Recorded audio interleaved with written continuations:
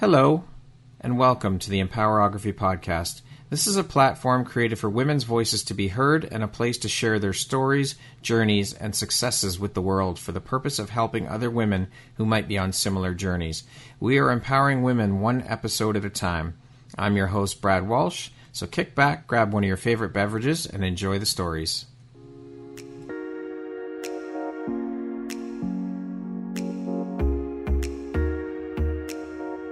If you're looking for jewelry that makes an impact on your self-care routine and your style, Empowerography would love to offer you a discount code to one of our exclusive partners, Quartz and Canary Jewelry and Wellness Company. Please use code EMPOWER15 to receive 15% off upon checkout at www.quartzandcanary.com. Quartz and Canary is truly the place where spirituality meets style. Hello there, Brad Walsh here, your host of the Empowerography Podcast. Today, my guest is Danielle Hogle. She is a body image and confidence coach. Hello, Danielle. How are you today? Hello. I am so freaking excited to be here. So thank you so much for asking me. It is my pleasure and honor. I am excited to have you here and can't wait to jump in and learn a bit more about who you are, what you do, and share your journey with the Empowerography community. So thank you so much for taking and making the time to be here today. I appreciate you. Absolutely. So Danielle, as I mentioned, you are a body image and confidence coach. You are also a speaker, a writer, a hip hop fitness instructor, and one could even say you're an advocate for women's empowerment with all the work you do. That is one hell of a lot of hats you wear. How important is prioritization and organization to you in your daily routine, and how do you stay on top of things? It's very important. And I wish I could say I have it all figured out. I wish I could be like, oh my gosh, steps 1 through 10, here's how you organize your entire life. But honestly, even right before recording this podcast, technology got to me and I was like, oh, this is the beauty of being an entrepreneur and doing all the things, is that sometimes it looks like a hot mess and we just figure it out as we go. But I will say I am a very scheduled person. When I first started this business, I was also working full-time at a university. And so I got really, really good at finding small pockets of time to do the things that I was really passionate about, to make sure that I could get to a point where I could do what I wanted to do full-time. So I have always been really good at utilizing just the small increments of time to really just make sure that the things get done. So that's my best tip. Love it. That's a good tip indeed. Can you speak a bit about your coaching business and what inspired you to get into coaching? Yeah. So I am super passionate about helping women know that they are more than just how they look. From the time that we're born, we are socialized to believe that the most important thing that we can do is be pretty. And we have so much more to offer the world, right? We have strengths and passions and purpose. And with us continuing to just focus on our bodies and changing them and trying to look a certain way, we are losing the time and the energy to put towards the things that we're really passionate about. So my coaching is done in many different ways, right? Group coaching, individual coaching. We start out on the surface level. Most people come to me and they want help with health and fitness. We want to be fit. We want to be healthy. We want to lose weight. And I like to say that you come to me for what you think you need, but then I tell you what you really need. And I help you dig into the things that's really holding you back. Because so many times we're putting Band-Aids on the issue, right? We're trying to lose weight. We're trying to look a certain way, when really, if we could dig into understanding why we feel the way that we do about our bodies and really learning how to appreciate our bodies along the journey, then we can seriously change the future of our health and our bodies and how we feel about them. And so I started the coaching about 10 years ago, actually. And it started with me and my own journey. I was teaching at a community college and I was working part-time at a domestic violence shelter. So I was emotionally drained and I found myself extremely overweight for my body structure, what felt good and healthy to me. And I tried all the things. I tried eating once a day. I tried diet pills. I tried going to the gym for 3 hours. I did all of the things that we really shouldn't do to our bodies until I finally saw a friend who was like, no, I make this really simple and I've gotten really healthy doing it. And I started just working out quickly at home, finding a way to just find balance in my meal plan, still eating French fries and, having my ice cream. And along the journey, I just found a way to really remember using my education to appreciate my body and see the health and fitness as a lifelong journey and not just an end destination with a number on a scale. Yeah. And so from there, I just found myself, so many people just asking like, oh, can you help me? And then it just evolved from there. That's how it got started, was really with my own health and fitness journey, which has led to now. Can you explain or share a little bit more about your own personal journey and struggles that you went through that led you to that? Do you mind? Yeah, no, not at all. So it's multifaceted, right? So again, my big thing is helping women appreciate their bodies. And for me, I remember being in middle school. Now, it could have happened before that. It could have been several years of me thinking about what was wrong with my body. But I remember being in sixth grade. It was about sixth grade. And it was Spirit Week at school, and it was twin day. So I had a twin for the day. And I remember we were going to wear an outfit together, same exact outfit, because we were twins, and it was hot. So we were going to wear shorts. And I just remember cringing at the idea of wearing shorts to school because I had lots of cellulite. And I remember looking at her and comparing myself to her. I remember just thinking that she had the perfect legs. She had the perfect tan. She had the perfect, just everything about her was perfect, and everything about me was wrong. And so in that moment, I don't remember since then wearing shorts until I got older in my later 20s, after I've done some of the mindset work, to see my body is okay and understand that cellulite isn't the end of the world.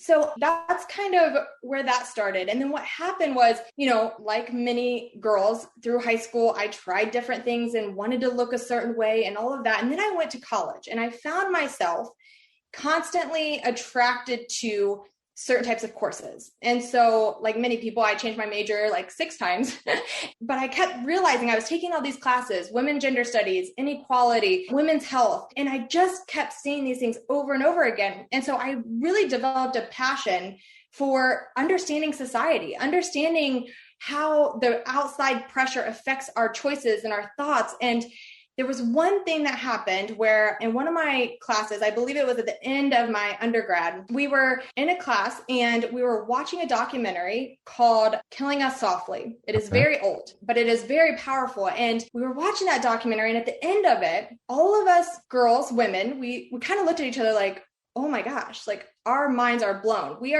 Our whole world just got, just turned upside down because in this documentary, she shares just hundreds of ads and articles and commercials where it shows women as objects, where it shows women as being submissive to men, where it shows women as being perfect and having bodies that are unrealistic for any real body to ever be.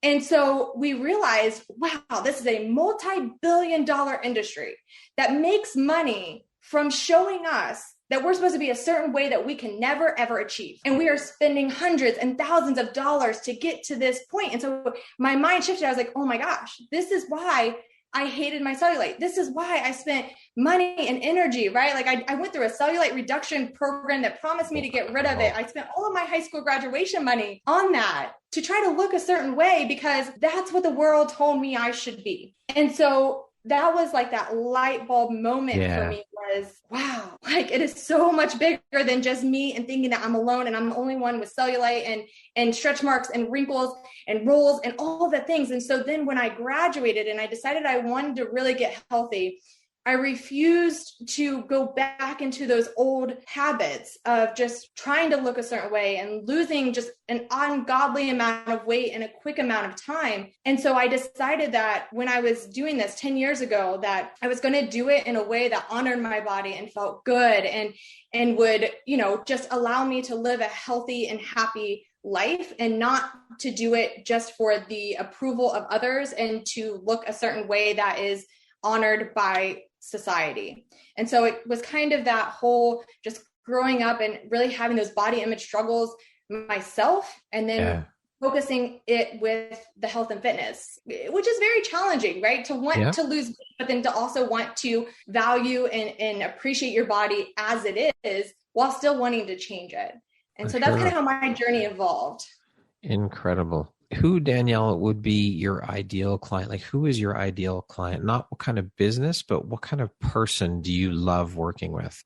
Okay, so I love working with all women because all women, right, we've all been socialized from the minute we were born to be quiet and pretty. So it's all women. But if I had to choose, there's two. One are moms Yeah. of girls. And the reason for that is because my purpose is to work on creating a world where no little girl looks in the mirror and dislikes what she sees. And if I can get to the women who have direct connection and impact on little girls' lives, then I can help them switch their language, I want them to walk up to the mirror and not cringe and not pick their body apart, because research shows that little girls, yes, we can tell them all the things. We can tell them to love their bodies. We can tell them that they're perfect and beautiful, but they are following in the footsteps of their mother and the other women in their lives. And so they have the biggest impact. And so in order to have the most impact, I want to work with women in shifting their language, how they talk about food, how they talk about fitness around their daughters, because then that's going to create the change in the future. So that's one. Two are female entrepreneurs. And the reason for that is because I see so many women that I work with. I've been working with a couple of clients recently who are so powerful, right? They have so much passion and strength, and they have a purpose and a mission. And yet when I talk to them, they don't want to post reels on Instagram. They don't want to post their face. They will only post a picture from shoulders up. Right. Because it all comes back to their bodies, because they're so concerned and focused on how they look that they're stuck in their mindset of that, to where they're not able to get out and go out into the world and stand in their power and do the things that will literally change the world. So I want to work with more female entrepreneurs to help them get out of that body thought process and more into their power and what their purpose really is. Incredible to be able to do that. And so that these women, as you said, the first group of women that you'd like to work with, mothers, and having that impact on their daughters. I mean, you made a very interesting point, and it made me think about when we were raising our daughters, that we would tell them, you are beautiful the way you are. And my daughters went through bullying. So this obviously had an adverse effect on them and how they looked at themselves. And no matter how much we as parents tell our children that, you are perfect the way you are beautiful, you are, all of the stuff. Another part of that puzzle is, if they don't believe it, you can talk all you like. You can talk to your blue in the face, and it's not going to make a lick of difference, because if they don't believe it and they don't see it, there's nothing you can do in terms of speaking to them about it and telling them. Right. So it's very important. Lead by example and show your children. And this is so important, I think, especially with girls, is that we need to talk to our girls. I mean, my wife and I, with the girls from a very young age, we always told them, you can do anything you want in life. Don't ever let anybody tell you that you can't. You can be successful. You are limitless. You can achieve anything you want. You just have to work for it and believe in yourself. And that's where it all starts, is with self, and that self-love and self-belief and confidence and all of that stuff. And we need to instill these values into our daughters and our sons too, from a very young age. Because if you get told something repetitively and enough, you'll start to believe it. Yeah. Right. Absolutely. So if we start from a very young age, then that just helps to raise them up with those core values and core beliefs in themselves. Yes, absolutely. I love that. So Danielle, how have these experiences for you helped shape the Danielle you are today, both personally and professionally, do you think? I would say, I find that the struggles that I've had, right, with the body image and just my own health and fitness, right, going up and down, trying all of the things, that I find that, it's shown me what is possible. It's shown me that it is okay, right? That our bodies are going to change. And it's also, professionally, I believe that it has helped me be more relatable to other women, right? Like, I'm not telling you that you should wake up tomorrow and just be like, I love my body. No, I share the real stuff. I just was, surprised with a vacation to Hawaii. And my first thought was, oh my gosh, I should have gotten a spray tan, but it was a surprise, so I wouldn't have known, right? But that's the mindset that we've been programmed with. So instantly I was like, wait a minute, we don't think like that. Thank you for that thought, but we're going to move on and we're going to enjoy this amazing vacation. And so I just like to, just be real relatable with people and let them know that, like, we've been ingrained and programmed for so long that it takes time. And it's a daily, in my opinion, a positive body image at this point it's a daily choice, just to recognize and be aware of those thoughts and how to change them. And so it's just using all of that in the story to just really connect and let women know that they're not alone. Love it. Now, you're obviously a huge advocate of self-love, body positivity, women's empowerment. Can you speak a little bit about what those things mean to you on a personal level? Yeah. I'll have to say, for me, I'm less about body positivity and I'm more about body neutrality. I know that the buzzwords are body positivity, which it's important. It's a fabulous movement that is making an impact. For me on a daily basis, I don't want to think about my body anymore. I'm tired. I see commercials every day. I see the ads. I see the social media. I'm constantly reminded about what my body should look like, and I'm just done thinking about it. So for me, I really just try to, when I have those thoughts, just shift them into, okay, what's my strength? What's my purpose? What do I want to achieve today? Who do I, what impact do I want to make in the world? And just shifting that. So that's kind of how I view that on a personal level and just a daily choice. And same with self-love. For me, loving myself is honoring who I am. It's honoring my values. It's honoring my priorities and just what is important to me and what are the choices that matter to me. We often make choices in our lives because we're just told we're supposed to. You're supposed to go to college. You're supposed to get married and have babies. You're supposed to do this before you're 30. You're supposed to, right? It's all these what we're supposed to do. And so I like to just sit down and think, okay, but what's really important to me? Does that really matter to me? Or is that just what I think I should be doing? And if it's just what I think I should be doing, what choices are important to me and what choices can I make today to show myself that I love myself and I value myself and I honor who I am as an individual? So yeah, does that answer that question? Yeah, absolutely. I love that. I think that's brilliant. Very well said. So since the massive explosion of social media and all the platforms and all the people in the world using them today, in your opinion, how has that impacted the whole body neutrality, body acceptance, self-love, women's empowerment movement, do you think? And has it taken things in a direction where those words or those buzzwords or those phrases don't hold as much meaning in terms of not being as powerful because of the media turning it into something that is right now the cool thing to say or the trending thing to say or the buzzwords, or has it helped bring an awareness and shine a light on these things? What are your thoughts on that whole movement? That is a powerful question.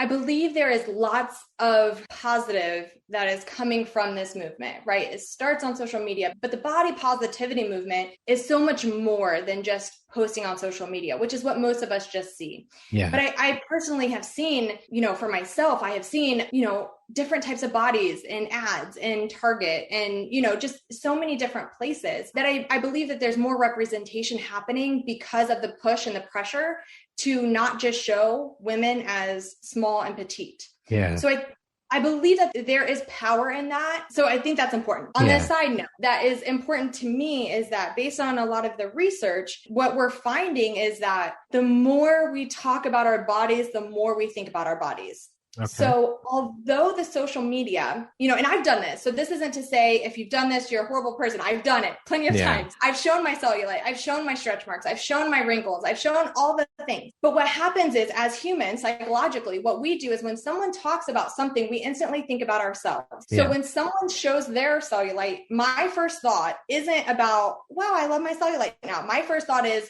wow, my cellulite is a flaw. Because now you're telling me that there's something wrong with it and I should love it now. And my first thought goes to my body. And so we're not really finding that a lot of girls and women are really appreciating their bodies anymore by seeing these types of posts and videos. If anything, we're just evaluating our bodies even more. And so I think of it as, we're like trapped. We're trapped in a cage. For so many years, we have been told that we're supposed to be skinny and small. And now we're told, now you're supposed to love yourself and have body positivity and you can be any size and fabulous.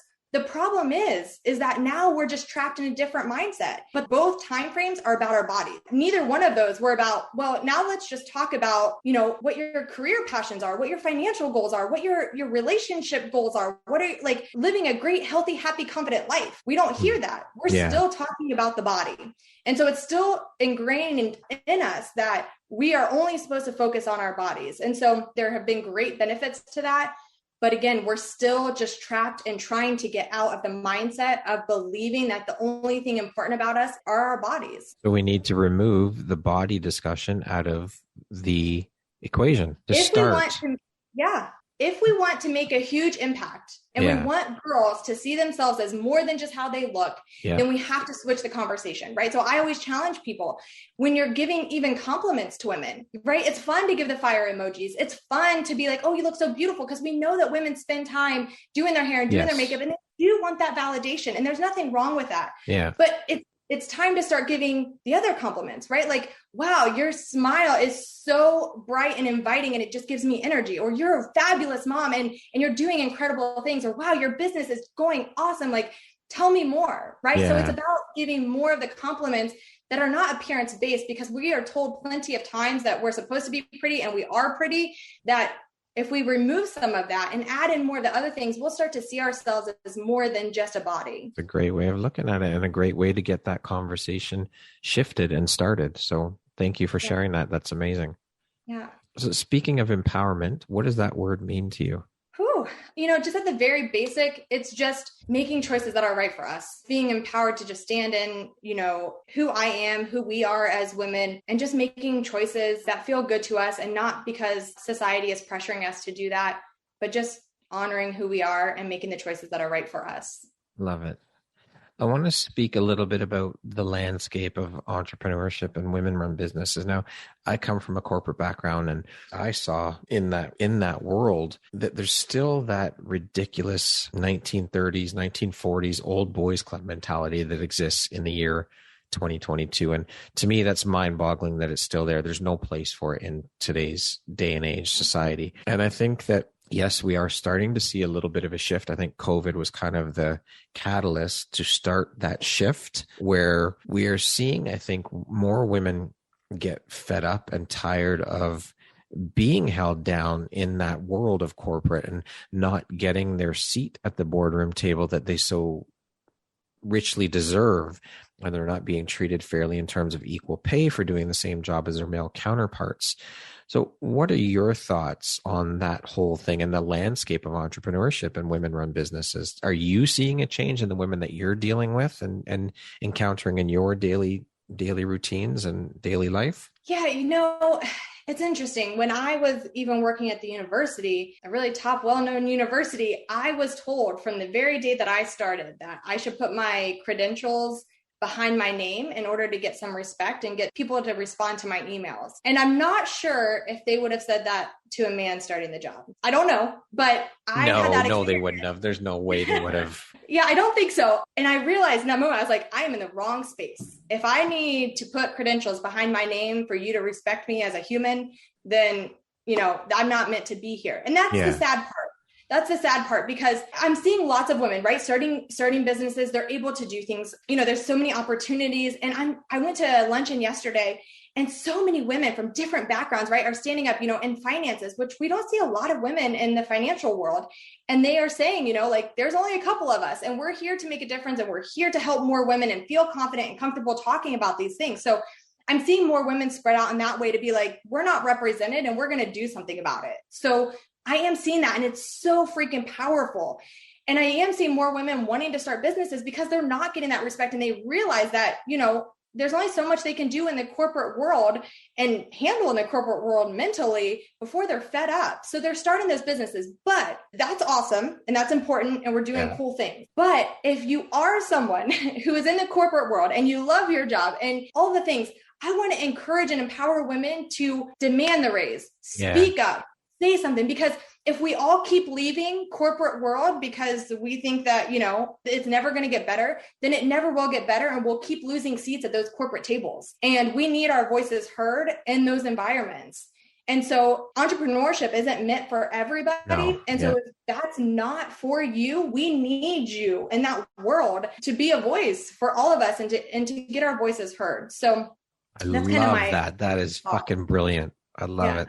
Thank you. Awesome. Now, you being a serial entrepreneur yourself, Danielle, what are your thoughts on this shift in mindset, and how do women continue to push through and continue to break down these barriers and ways of thinking so that we can shift that mentality and that way of thinking? Yeah, it's not a pretty answer. It's a mindset. It's a mindset shift that's going to take a lot of time and focus and energy. Again, because, I'll just speak from my personal experience, but based on the women that I speak with as well, we struggle to speak up. We're constantly, right? It all goes back to be pretty and be quiet. I was celebrated as a kid for being quiet, right? Like I was the one, I went to birthday parties and everyone's parent was like, Danielle's perfect. She just sits on the couch and she's so nice, right? Like, which is good. My parents loved that because I was a good kid. So that's great. But what that ingrained in me is that in order to be celebrated and what I should be is quiet and sitting down and just pretty.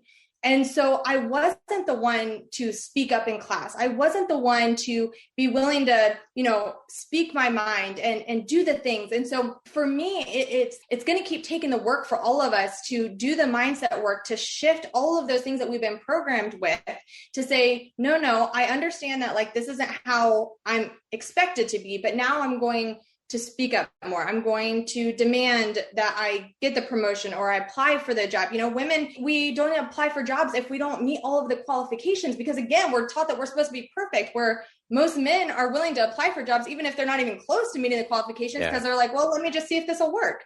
So it's just getting out of our minds and being like, well, let me see if this will work. Let me ask someone if I can speak on their stage. Let me see if I can, ask for this. And if they say no, who cares, right? We don't need to be worried about no's. We need to be worried about the actions, the inaction, right? We need to be worried that we're not doing the things that we are totally capable of doing. Love it. Your passion and your fire. I love it. It's coming right through.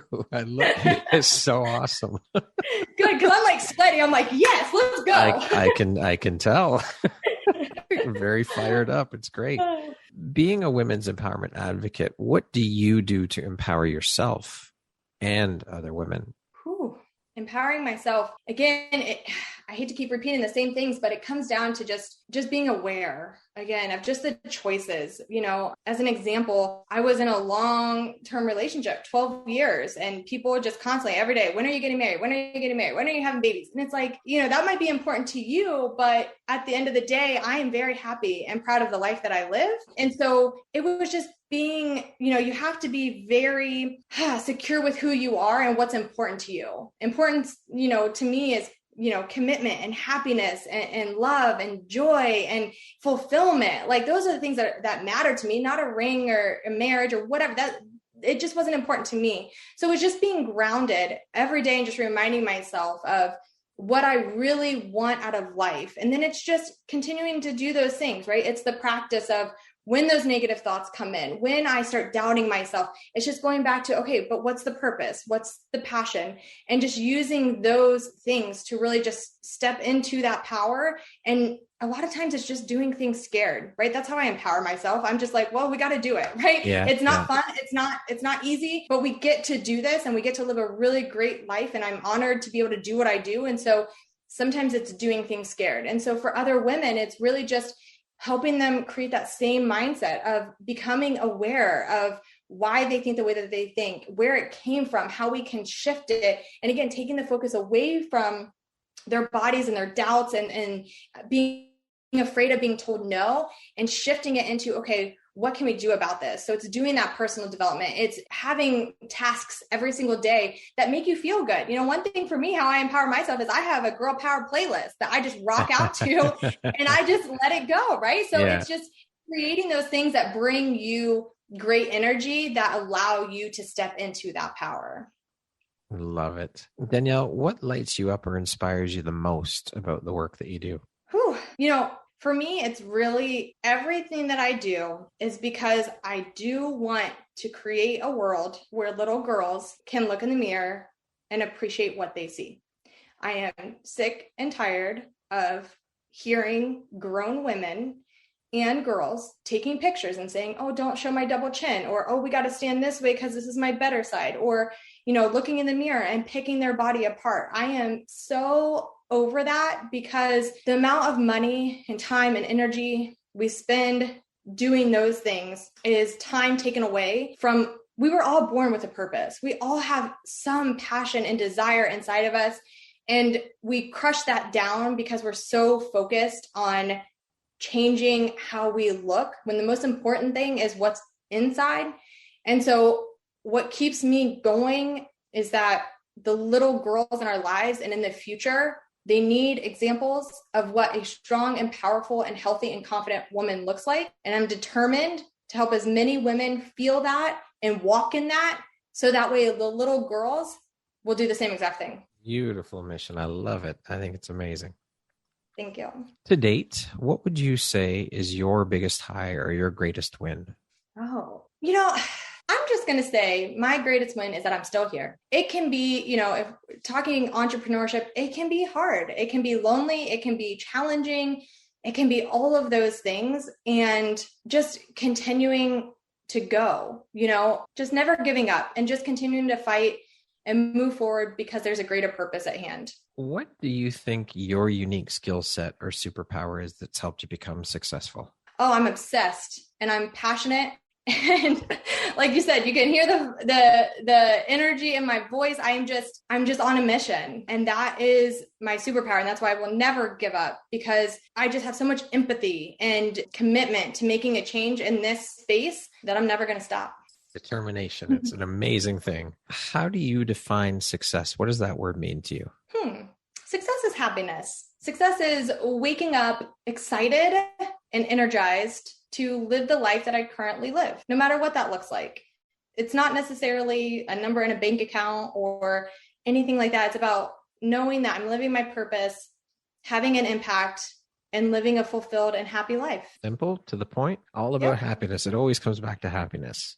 Yes. What drives, motivates, and inspires you to keep going and to keep pushing and excelling at all that you do? Yeah. I mean, again, it just comes back to being focused on that why, being focused on that purpose and that mission to just really impact as many lives as possible. What would you say is one of the most important things you've learned in your life? And what was your life like before learning that? And what was your life like after you learned it? As cliche as it is, everything works out the way that it's supposed to. Even when it's hard, the world has a way of working. I was an undergrad and I applied to 10 different PhD programs. I was declined by 9 and I was accepted by 1, but did not receive funding. So it was out of state. So I was not able to afford to do that. So instead I stayed for my master's where I was. And in that moment, I was crushed. I cried forever. And I thought my life was coming to an end, because if you don't have a PhD, what are you worth? That was my mindset at the moment. Wow. Now I know way better than that. Yes. But that was, I wanted to achieve the top that I could possibly do in the university. And I was really passionate about sociology. And so that's what I wanted. But because I didn't do that and I stayed for my master's degree, that's when I found my purpose, right? That's when those classes came into my life. That's when my partner came into my life. That's when, I was able to go through start this health and fitness journey. And so it just taught me that although life isn't working for you the way that you had planned it, your purpose and your passion remains the same. The drive just might look a little different. You might have to go down a different road, and that's okay. And you just have to learn that you don't quit. You don't stop. You just take the road and you figure it out as you go. Yeah, well, things happen for you, not to you. And I mean, sometimes what seems like the absolute worst thing that could happen to you in your life ends up being the absolute best thing that could ever happen to you, because it changes your path, it changes your trajectory, and it wakes you up and you realize, hey, wait a minute, this is much better than what I had wanted. Yeah, 100%. Danielle, who in your life has had the biggest impact on you and why? I mean, I have to say my parents. I have the best parents. My mom worked a very labor-intensive job her whole life. And so she just taught me the value of hard work, and you do what you got to do to make it work. I saw my dad do the same thing, not necessarily physical labor, but he worked multiple jobs. And then in the past several years, he decided to pursue his own passion. I've seen him, he's a caricature artist. Okay. And so that's what lights him up and brings him joy. And, he always loved drawing since he was little, and he put it off for so long. And then I got to watch him start where most people would say, oh, you're too old to do that. I got to see him start that and live in that. And so just showing me that, anything is possible. And as long as you're passionate about what you do, everything else will work out and fall into place. Love it. If you could set up a billboard anywhere, where would you put it and what would it say? There's so many places. Oh, these billboards get me. Oh, all the billboards. I'm going to say in women's doctor's offices. Because I recently went to a women's doctor's office where people go when, they feel a lump in their breast or they are having issues or whatnot. And every single place I turned, there were advertisements for body sculpting. So to have some surgery, post-pregnancy, how to keep your glow after you have a baby. Everywhere was all about how to be the perfect body and woman. And that really upset me. That really irritates me that I understand that they're getting paid for that, but that's not okay to put it in a place where so many women are struggling. And now you're focusing again on just how they look. So I would put a sign right by all of those. And I would say the least interesting thing about you is how you look. And that's it. I love it. Okay, we're going to jump into a little rapid fire section here. So the next grouping of questions just be 2, 3, 4 word answer type thing. Okay. Okay. What was your dream job as a child? I wanted to be a doctor like Patch Adams.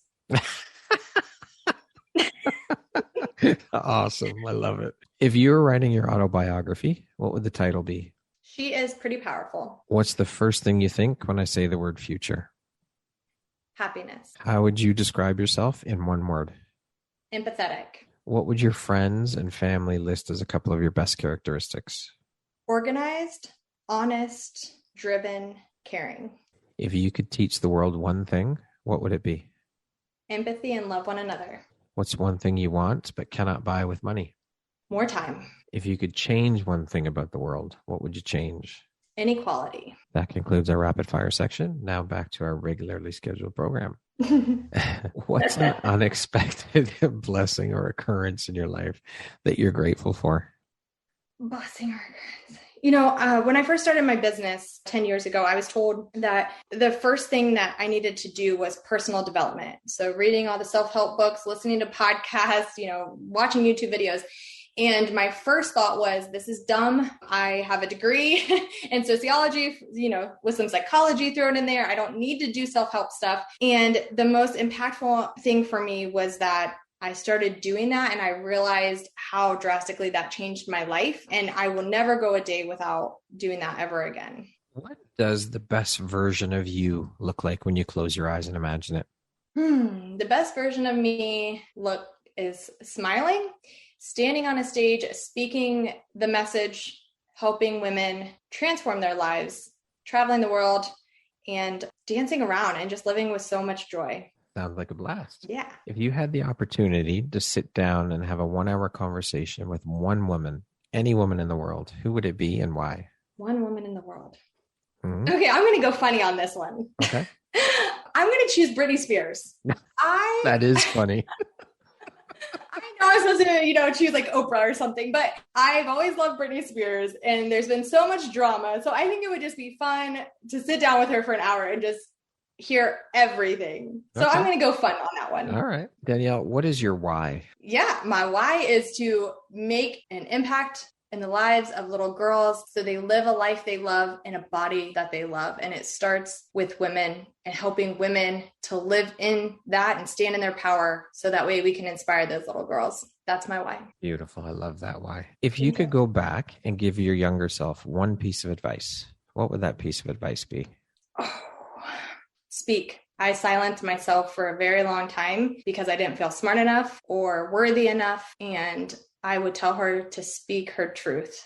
Lastly, Danielle, if you were to deliver your last 30-second speech to the world, your corner of the world, your tribe, your people, what would that last 30 seconds sound like? What would you say? What words of wisdom would you impart onto those people, onto your community? Yeah, I would say you have made it to this point. You have overcome so much, and that is proof that you can keep going and keep standing in your power. And the very least interesting thing about you is how you look. At the end of your life, you're not going to look back and think, oh, I wish I had less cellulite or less rolls. You're going to think about the woman that you were. You're going to think about the lives that you impacted, the family that you created, the impact that you had on the world. So in the moment today, and every day moving forward, focus on who you want to be. See yourself as the most powerful freaking woman that you actually are, and know that you can overcome anything in your life, but it starts with you, and it starts with shifting your mindset. If there's nothing else that you do in the world, please, for the love of God, stand in your power and show little girls what healthy, strong, powerful women look like and what a community of supportive women looks like. Very well said. Awesome. So good. You are so fired up. I love your energy. And Danielle, thank you so much for taking the time to be here today and share a bit about your story and your journey and be a member of the Empowerography community. I'm honored and happy to have you as a member. And I've thoroughly enjoyed this conversation. You are a truly inspiring and beautiful soul. Your energy is phenomenal. Like I said, I can feel it through the screen. It's so infectious. And I just want to say thank you. I appreciate you. And I appreciate you being here and sharing your story. You are amazing. Thank you so much. I really, really appreciate the time and the energy that you have given to this. The impact that you are personally making and helping our voices be heard is one of the most incredible things. So I thank you for allowing me to share this with your community and being part of it. So thank you for what you're doing. My pleasure and my honor. Once again, my name is Brad Walsh, host of your Empowerography podcast. Today, my guest has been Danielle Hogle. She is a body image and confidence coach. Danielle, thank you so much. I hope you have an amazing rest of the day. Thank you. You as well.